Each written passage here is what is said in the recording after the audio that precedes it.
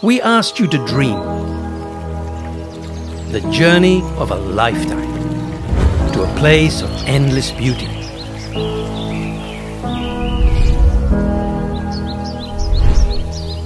From lush vegetation to clear turquoise waters and sandy beaches. Our friendly people have been dreaming too, to welcome you to the safest environment possible.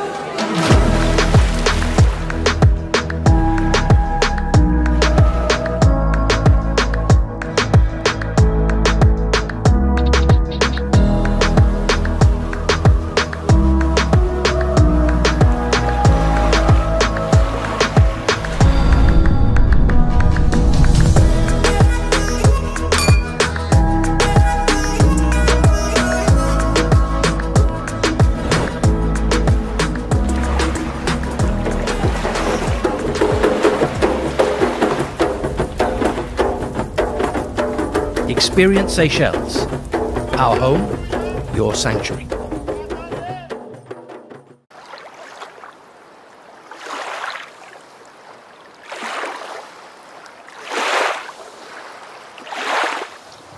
Aloha and good afternoon. My name is Jürgen Steinmetz, joining you from livestream.travel here in beautiful Honolulu, Hawaii. And with me today is Alain St.Ange. And I think a lot of those that are reading us and listening to us on UNWTO News, Alain is very well known. He's one of the tourism celebrities for many years. And we're going to go back some years actually today. And this is going to be a really, really interesting discussion. Alain St.Ange is based in the Seychelles, what's in another island. For those of you joining us here on Hawaii News Online, we actually have a sister, and the sister is in the Indian Ocean, and it's the island chain of the Seychelles. The only difference is Seychelles is an independent country, so they can do a lot more than what we can do here in Hawaii, and it's a beautiful country. It's I've had the privilege of traveling to Seychelles specifically during a time period when Alain St.Ange was actually the Minister of Tourism. And I'll never forget the time when I was once deplaning the aircraft in Honolulu on Qatar Airways, and they asked everyone to be seated landing because they have a VIP that needed to deplane. And I thought, who's in there? And I was sitting in business class. I was looking around. I said, what? I got to be an important person. And that VIP was me. And the foreign minister from Seychelles actually was the one who picked me up and apologized that Alain couldn't come to the airport to pick me up. And he says, well, in the Seychelles, the most important ministry is the Minister of Tourism. And that is so true. And it's also so true here in Hawaii. Tourism is our biggest industry. And I'm privileged to have Alain on our event today. Welcome, Alain. How are you? Thank you very much, Jürgen. Thank you for having me on this morning. Well, it's morning where he is. It's evening here. We're on opposite time of the world, but our world is so much the same. Now, we're all worried. Just start with our big worry. I'm not going to talk about the weather because it's dark here and your guys' day is just starting. But what is the situation with COVID and tourism in Seychelles at this time? Well, I think the government of the day has been brave. They've reopened the Seychelles to the world of tourism. More brave because you can land here with or not with a vaccine. So you can really come here, do a PCR test, and land in Seychelles. But they have also, we must accept, tried to have as many Seychellois as possible to be vaccinated. And we need to keep on seeing that our people are vaccinated, a bit as a precaution against this COVID-19. Have we been successful entirely? No, because the new variants coming out affect new groups of people, even those with vaccines and those that are younger than the age who have been vaccinated. But the tourism has taken off. It has taken off. It's not reached the level that it needs because, never forget, Seychelles, the pillar of its economy remains tourism. And it'll take years to move out of that. So we need, as Seychellois, to all rally to make the tourism industry of Seychelles work. And the sooner this can happen, the better the economy of the islands will be once again. But we get surges up and down, even though it has diminished a lot, but we still have surges. And it is COVID surges. And it is a bit sad for Seychelles today, because when you lose 1,000 people, you don't know them. In Seychelles, we lose one person who dies because of COVID. We all know the person or somebody related to the person. So it touches us personally much more than it would do in a bigger country. And we now have a population or a number of about 101 people that have died out of a population of some 100,000 people. So the numbers are here in a small way, pro rata to our population. And we need, as a people and as a country, to keep on understanding the health directives that we get. Be vaccinated, take care of ourselves, wear a mask, social distancing, and the likes. Yes, and Alain, I can testify it here in our country, or specifically here in the state of Hawaii. We have a fairly high vaccination rate, and the Seychelles even, I think, has the highest vaccination rate in the world. So you guys are doing pretty good. And with 100,000 people, we have a little bit more than 13 or 14 times the number. We have 1.4 million people. And tourism, I can tell you, is absolutely booming. Our hotels are sold out, our flights are sold out, but we only have domestic tourism. And you guys, of course, have international tourism. There is not much of a domestic tourism industry within the Seychelles, but our domestic is the United States, what is a huge country. So our tourists are coming in from all over the US. We have new air links. But the scary part is probably similar what you have in Seychelles is our COVID numbers. We currently go through the highest spike of COVID with the Delta variant, even though we have a high vaccination rate. The only lucky situation of what maybe puts people at ease is the death rate is relatively low. Even though today we had 4 people dying, what is very high because we had many days where no one is dying. So it is definitely not over, it's not finished, but it looks like governments and states are no longer willing to put restrictions on because the economy, the economic downfall is so dramatic in countries and in states that are relying on tourism. And I think Seychelles and us, we're pretty much in the same boat, aren't we? See, we have to accept that COVID is going nowhere soon. And you cannot keep closing the world forever. We will have to operate within the constraints of COVID and keep moving. But I think every citizen of the world needs to be able to take their own responsibility so that they can also say, I need to protect myself, in so doing protect my family, and then protect the community at large. I think we will all have to change our mindset, our habits, and a bit of the laissez-aller attitude often, where we tend to say, it won't happen to me. It can happen to anybody. So we need to be able to think about it. But I'm also this morning, as I'm talking to you today, we need to look at how do we keep protecting ourselves? We hear after 6 months, we will need a 3rd booster shot. The world of the medicine, the world of that devises and looks for ways to move forward. The booster shots, are they automatic? When do we start taking them? After 6 months, after a year? We need to keep on being protected. So the world of medicine will have to come out and guide us soon. You cannot have, some countries still don't have any vaccines at all. Nobody has been vaccinated. Other countries like Israel going through booster shots now. We need to be able to guide the world and move together as one. The longer we leave parts of the world with no vaccines, the more we will have variances popping up. And this will put us all back to square one. So how do we do that? I think it's a dialogue that needs to be done by the world, the community at large of the world. And we need to be able to start discussing it. And the superpowers, those that are part of the group that are more financially well off, must start deciding. They get affected as well when the world is affected. So we need to move fast to see how do we bring the booster shots, bring that 3rd dose, look at the variances that are popping up. There are new ones popping up everywhere, and you keep hearing about them. They haven't made enough impact like Delta variants has done, but they will pop up and keep popping up. And Seychelles is actually geographically, it's in the Indian Ocean, but it's part of Africa. And if you look at the whole of Africa, and Alain has a second title, he's actually the president of the African Tourism Board. And for Africa, of course, it's a very different situation than what we have here in the United States. In the United States, people are getting paid. I think in Hawaii, everyone who's getting the vaccine right now gets $100. In other US states, you can win $1 million. There's a lottery by the state if you get the vaccine, because we cannot convince enough people to get the vaccine. Now, wouldn't you wish you had this situation in Africa where people are desperate in some countries to get vaccinated and they cannot get the vaccine? So how do you balance this? If the Americans, if the United States of America realizes that they can be taking their $100 or winning $1 million and be vaccinated, but they can catch a new variant that can kill them unless the world at large is vaccinated.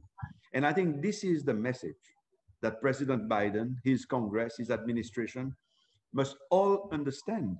One country left by itself that is not vaccinated can have a new variant of COVID-19 that will touch America sooner or later.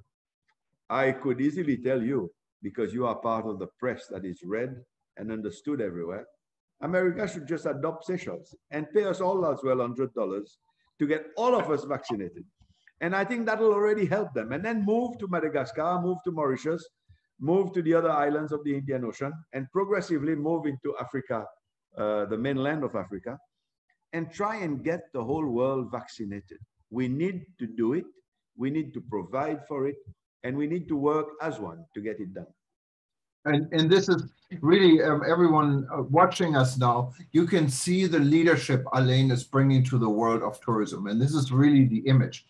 Alain was the Minister of Tourism from the Seychelles. He brought the world to the Seychelles. He actually introduced an international carnival where he invited, different carnivals from all over the world, including Trinidad and Tobago, Nottingham, Rio de Janeiro, and even my hometown, Düsseldorf and Cologne, was in the Seychelles celebrating with all of us the carnival. So this was a great move. And ever since, Alain is really more wearing a global hat. And he has proven this in being a speaker at many different international events. He just got back from Indonesia, correct? And is helping actually an island group in Indonesia now to come out in tourism. And that's really where people see Alain. He is a global mover and shaker, someone we would love to have in the seat as a Secretary General of the World Tourism Organization. Many who read my publication know that we have been very critical towards the UNWTO. But I can say any article I've been involved in, I'm doing this because I believe that there is a problem in the World Tourism Organization. And unfortunately, the problem is developing in the wrong time. Right now, the world needs leadership. And there are a few leaders like Alain, maybe like Edwin Bartlett, the Minister of Tourism from Jamaica, who started the Global Resilience Center. There are a few guys out there in the world that are really taking leadership on their own and trying to help the world. But we need the leadership in the seat, for instance, of the Secretary General. And Alain was very close to be the man. And now, as time is progressing, he was a candidate actually for Seychelles in 2017 for the 2018 term for the UNWTO. And he was at the election in Madrid. I was there, and literally hours before this election took place, and Alain was very hopeful he would win this election and would eventually become the next Secretary General. He couldn't be voted for. What happened? Well, the Seychelles government, when I say Seychelles government, the president of Seychelles, Mr. Danifo at that time, at the last hour, decided to write to Taleb Rifai, the outgoing Secretary General, to say we are pulling the paper that we've given, the endorsement paper, which makes you a candidate. We are pulling it out because we are being pressured by the African Union. It was the last hour of it, the last day before the elections. When I'd landed in Madrid with my family to be there for the elections, and sure of the votes that I was pulling, I got that message from the Vice President of Seychelles to say, we are sorry, but we are withdrawing your candidature. My first cry for help was to call Taleb Rifai and to visit him in the office, which was opposite the road from where I was staying. So I went to Taleb and said, I am already on the ballot paper. Seychelles cannot take me out. It is impossible. I've worked hard. Today I have commitment letters from so many countries, and I know that I can pull it off. And he called the lawyer of the UNWTO, who advised him that no, until the elections have started, I can be pulled out. And without the endorsement letter, I cannot be a candidate. So in the arrival of my replacement, the Seychelles Minister of Tourism, we discussed that I be allowed to address the convention anyway, because I was already in Madrid, and I was one of those who had all the chances in the world of pulling out for Africa and for the world of tourism, the highest office of a minister possible, of Minister of Tourism possible. So it was a sad day for Seychelles, a very sad day for Africa that keeps on getting the short end of the stick, and a big mistake by Seychelles, a massive mistake. And the legal, the judiciary of the islands have recently given me full justification for suing the government for damages to have pulled my name out at the last hour. And there's a lot more to the story. Those that are reading eTober News, and we will include it in a story with this video as well, know what I called, I'm not going to put Alain's name into the smear, what I called a flawed election. In everything I know and understand about the UNWTO election, things didn't go right. Now, one very critical part I wanted to ask Alain was, when his government took the endorsement back for you to run, you were told by the Secretary General, you said you went to his office, who then I believe was relying on Ms. Lopez, the legal advisor at the time, that you couldn't run, right? Yes, exactly. Now, I was in the office when Taleb Rifai called the lawyer. I was sitting in his office and my family in the boardroom just next door. And I was there when he called the lawyer, and they chatted for a while. And then I was informed it was impossible. My name was out and I would not be, even though I was on the ballot paper, I could not be a candidate anymore. Now, what would you say if hypothetically there's information, what's coming up to date, literally in the last few days, is that this information was false? And most likely, Ms. Lopez knew this information was false.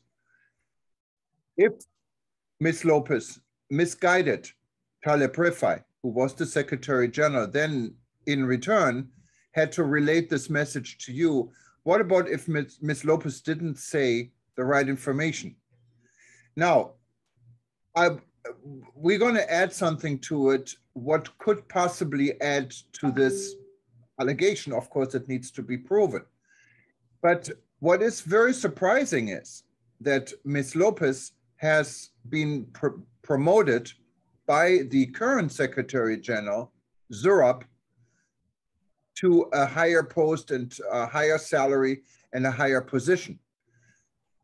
Now, if we look back 3 years, and hypothetically someone in power who would know would say this information was deliberately given false, that would mean that the current Secretary General was really elected under circumstances he could have not be elected, the election should have not been moved forward. Or do I see this wrong? You see, I am trying hard to put this UNWTO and African Union saga behind me. I'm really trying hard. It hurt me. It destroyed my career. It finished me off as that person who had worked very hard for the world of tourism to be a possible candidate. If really Ms. Lopez knew that what she was saying was not true, then the United Nations as a body for the world, must say something. We cannot keep an organization that is an arm for tourism, for the world of the united world, to be able to mislead its member states. After the UNWTO saga, I said to myself, is UNWTO really ready to be that leader? Because when you can have such an election where somebody who puts his name down, instead of being encouraged, is cast out, is that fair? Is that right?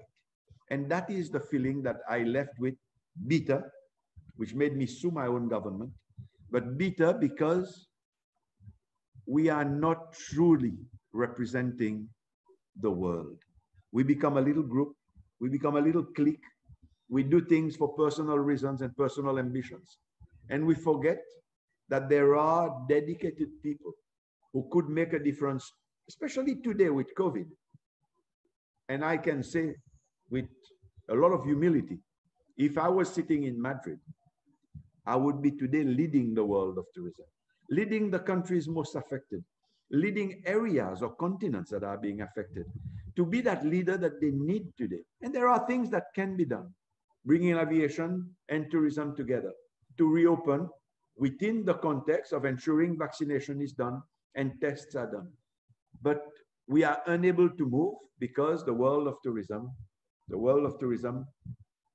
acted in shooting itself in the foot by the last elections that took place when I was a candidate. And I think the UN Secretary General in New York must be able to say, did we have an anomaly that needs to be corrected so that it doesn't happen again?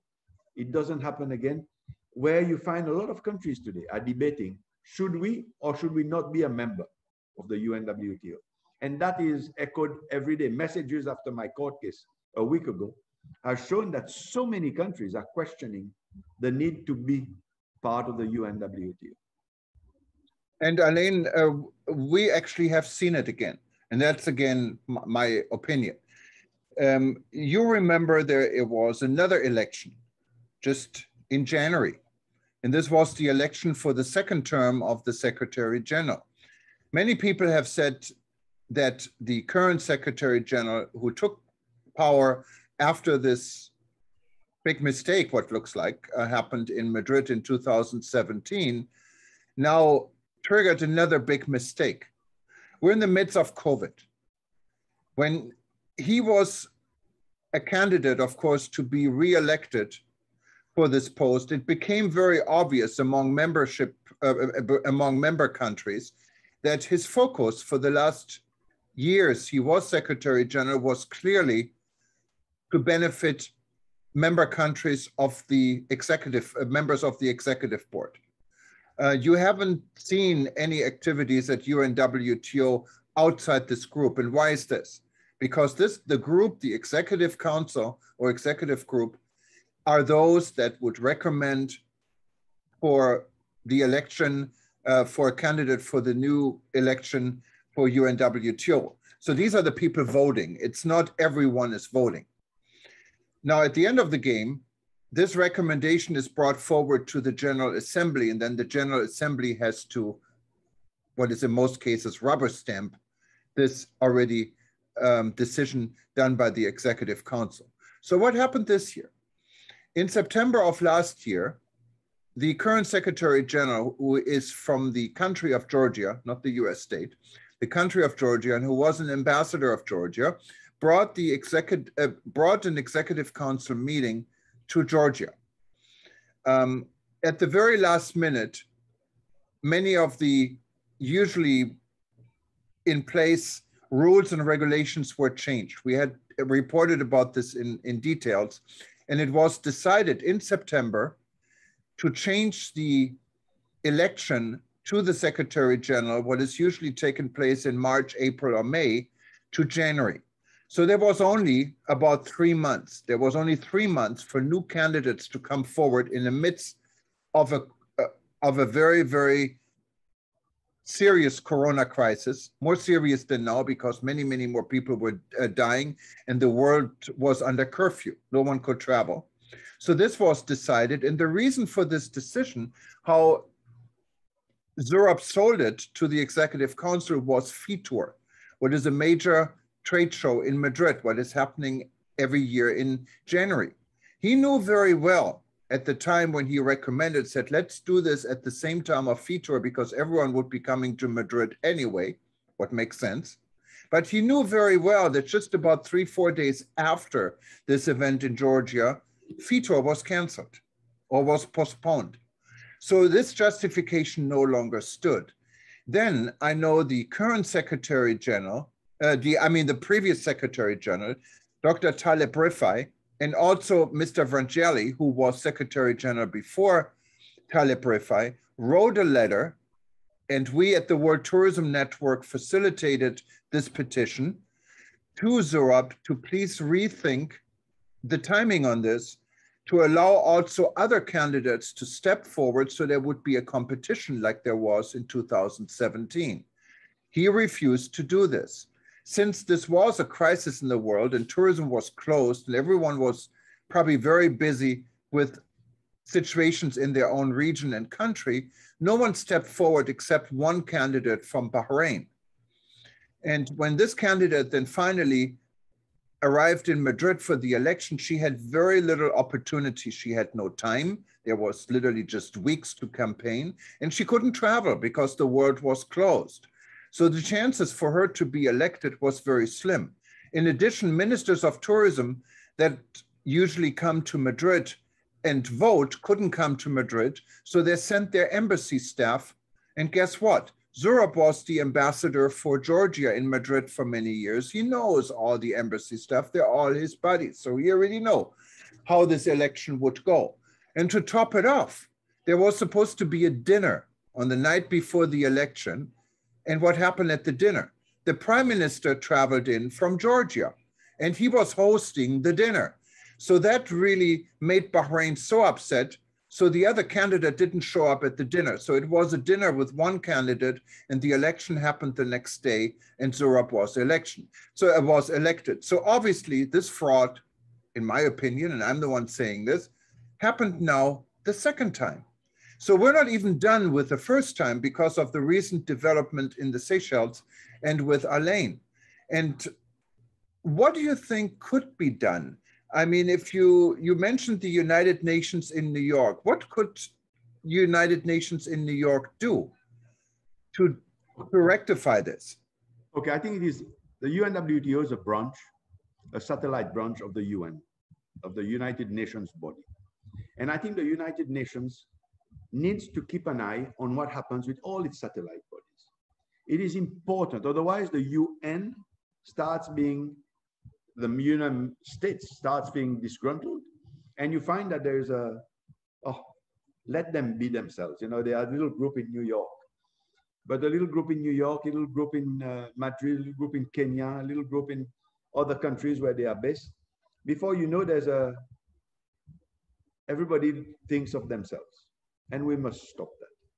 The elections of the UNWTO, I think, would make more sense if every country who was a member voted. So you would not be able to be buying countries anymore. There are too many. So if every country voted, and countries would be voting in the elections in Madrid. Campaigning must stop days before. You cannot have a dinner the day before the election hosted by your prime minister or president. This is corruption in broad daylight. You can't have that because you're enticing the voter to be moving into your own area of comfort.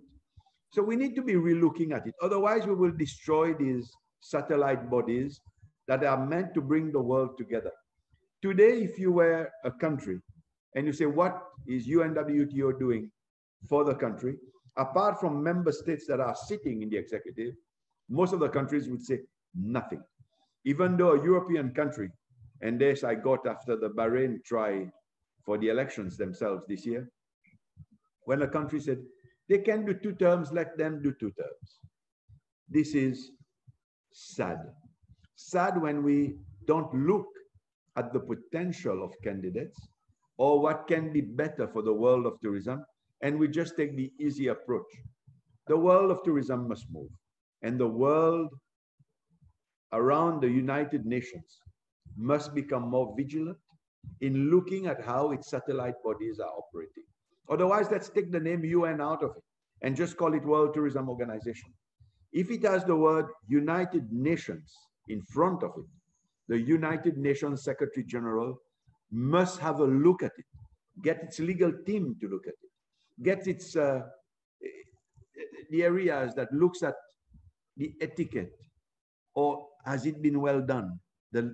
Has it been done in a correct manner to really have the label UN ahead of it?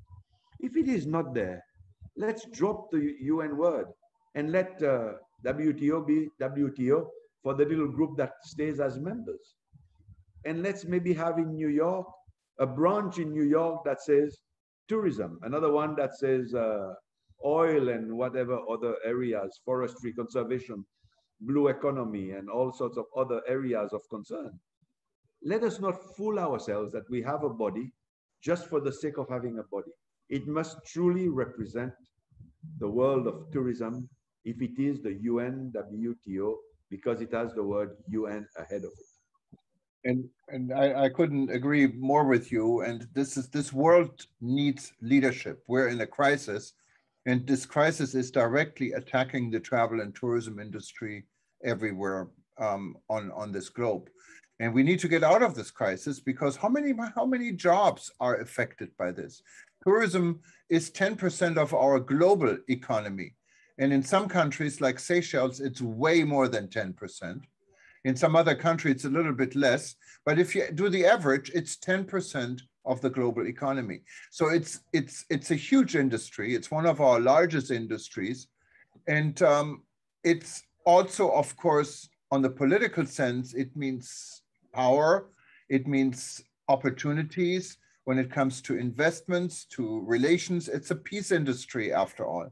What I don't understand, and maybe you wouldn't know the answer, but what I don't understand, having seen what has been going on in UNWTO now for the last few years, why are member countries going along with this? Why is no one saying anything? Is it only up to the media to say something and no one is listening? You see, the politics is a very difficult beast to deal with. Politics, there is nothing for the country. They let it go. I think we will start losing member states. We will start losing member states because they can't really be kicked out. If they don't pay, they don't participate.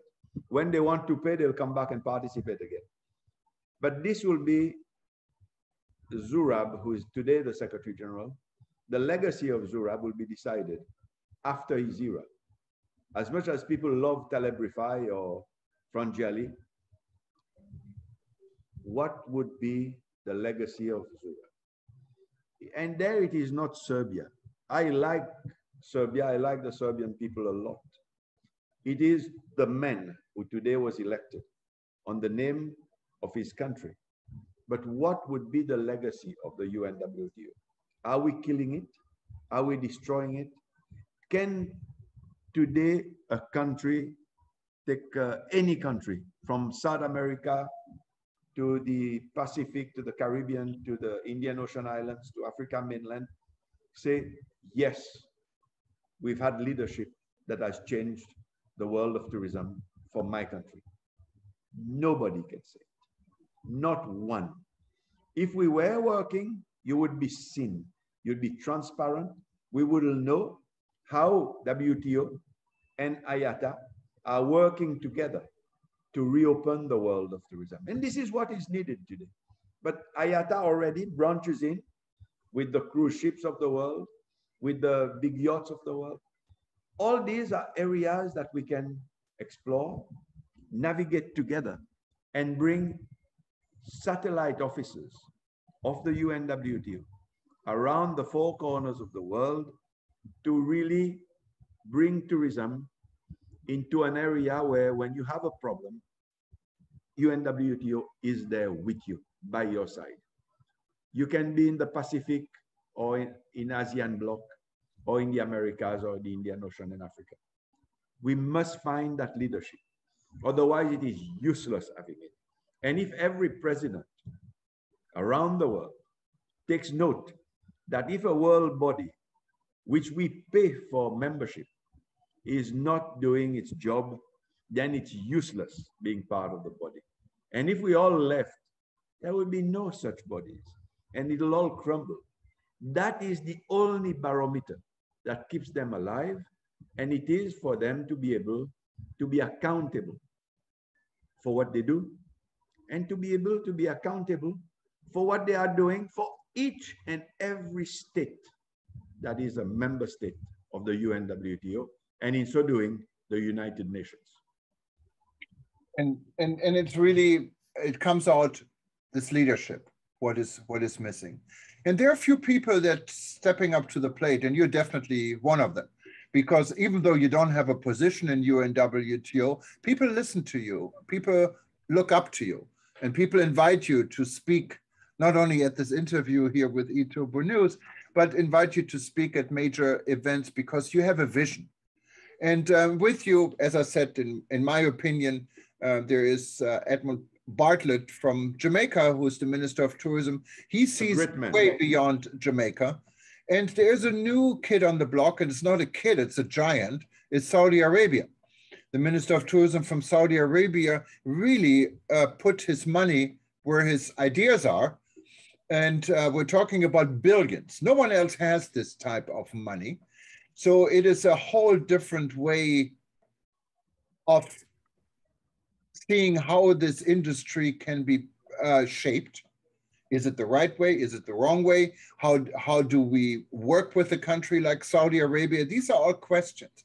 But there is some, I would say, some encouragement in this industry. People are stepping up. It's not maybe the leadership of UNWTO, what we're all hoping for, but there are certain elements in the world that are coming together. And that is, I think, is encouraging. What would be your wish list for the future of UNWTO or for world tourism to wrap this up? The elections have just been done. So we have the status quo for another 3 years. It won't move, it's going to be there. But can the world of tourism sit and do nothing? No, this is catastrophic. We need to follow the example of Minister Bartlett in Jamaica, a good friend, a capable leader in the world of tourism. We need to follow the example of Saudi Arabia, who have moved goalposts for them to say, we can make changes. Maybe what we need to do is to find a way for those that are willing and able to be together, to work together, to position the world of tourism together, outside the controls of the UNWTO, and make things happen. Because every country in the world, Jamaica depends on Europe or the Americas. Seychelles depends on the rest of the world to be able to make its tourism industry work, because we get a little bit from everywhere, and we are lucky because we are small and we don't need the millions. We have quality tourism, and we need to keep on pushing for this. Saudi Arabia is a country that has come forward to position itself well in that part of the world. Maybe we need to find a way that we all work together. Today, I realized that Saudi Arabia has recruited an excellent lady from the world of tourism, excellent personality of tourism, to lead its tourism industry, or to be part and parcel of the leadership of its tourism industry. Can that kingdom, Jamaica, Seychelles, parts of Africa, you have Minister Balala in Kenya. There are so many of us that are able, that are willing to sit together and give leadership to the world of tourism. Can it be done? Of course it can be done. We just need to be able to have that catalyst that brings us together. Maybe Saudi Arabia can be the catalyst. But if Edmund Bartlett would leave Jamaica and meet somewhere where Saudi Arabia, Seychelles, and different countries of Africa, Asia, the Pacific, and the Americas would sit together, would we not be able to say it is being done at the right time when tourism needs leadership for the kickstarting of the tourism industry? Never forget, Jorgen, that as countries reopen, we will all be fishing from the same pond for the potential travelers. So we need to be able to ensure that this pond is not contracting like the North Pole. It is expanding itself. So we have a bigger pond for the world of tourism to fish from it. And to make it work, we then need the access. So we need to work with the air access. We need to ensure that airlines are not breaking their backs and closing the doors, that we keep them afloat. And then we also look at maritime access so that together the world of tourism can kickstart. This year is gone, but next year is coming fast. We need to do it sooner rather than later.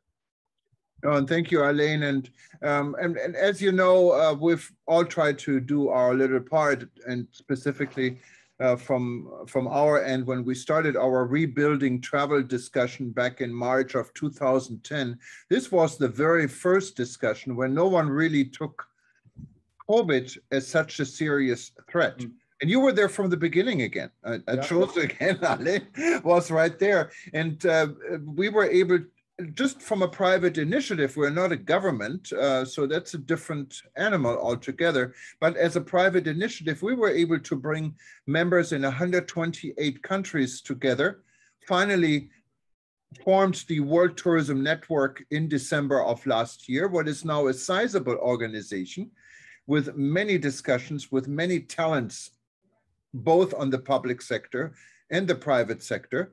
And so the world can come together and everyone can do a little part of it. And we're very proud to have Alain of being not only a board member, but also a tourism hero in the World Tourism Network. And we're hoping to continue our work with Alain and like-minded people. And also we really wish and can hope that the governments are coming together within the UNWTO and straighten out the situation. Because as you said, it is important. We are going through a crisis. There is no time for favorism. We all have to step up to the plate. Alain. There's one last line that I'd like to tell you before leaving. And it's a line that I use often. The world at large, when you're representing member states, we must have round pegs in round holes and square pegs in square holes.